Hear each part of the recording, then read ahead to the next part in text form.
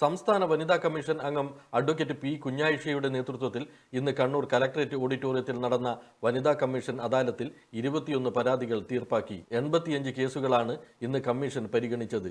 ഇതിൽ 9 എണ്ണം പോലീസ് റിപ്പോർട്ടിനായും 4 എണ്ണം ജാഗ്രതാ സമിതിക്കും കൈമാറി. 3 എണ്ണം ജില്ലാ ലീഗൽ സർവീസ് അതോറിറ്റിക്കും കൈമാറിയിട്ടുണ്ട്.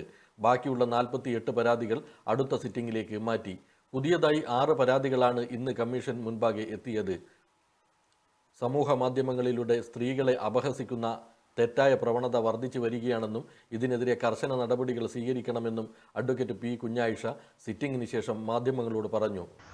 ജില്ലാ സിറ്റിംഗിൽ വന്ന പരാതികളിലേറെയും സ്വത്ത് തർക്കവുമായി ബന്ധപ്പെട്ട പരാതിയും അതുപോലെ തന്നെ ഗാർഹിക പീഡനവുമായി ബന്ധപ്പെട്ട് അതിർത്തി പ്രശ്നങ്ങൾ, സ്വത്ത് തർക്കം, അയൽവാസികൾ തമ്മിലുള്ള പ്രശ്നങ്ങൾ, അതുപോലെ തന്നെ പ്രായമായ സ്ത്രീകളെ കബളിപ്പിച്ച് സ്ഥലം എഴുതി വാങ്ങി പിന്നീട് അവരെ പരിരക്ഷിക്കാത്ത പരാതികളും, അതുപോലെ തന്നെ സ്വർണം പണയം വെക്കാൻ കൊടുത്തിട്ട് തിരിച്ച് കൊടുക്കാത്ത പരാതികളും, അത്തരത്തിലുള്ള പരാതികളാണ് കമ്മീഷനിൽ ഇന്ന് വന്നിട്ടുള്ളത്. സ്ത്രീകളെ ഇത്തരത്തിൽ നിരവധിയായിട്ടുള്ള ചൂഷണങ്ങൾ നമ്മുടെ സമൂഹത്തിൽ ഇപ്പോഴും നടക്കുകയാണ്.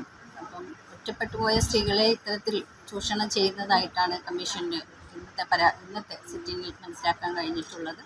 അഭിഭാഷകരായ കെ പി ഷിമ്മി, ചിത്തിര ശശിധരൻ, കൗൺസിലർ അശ്വതി രമേശൻ എന്നിവരും സിറ്റിംഗിൽ പങ്കെടുത്തു. AKG memorial cooperative hospital, Kannur.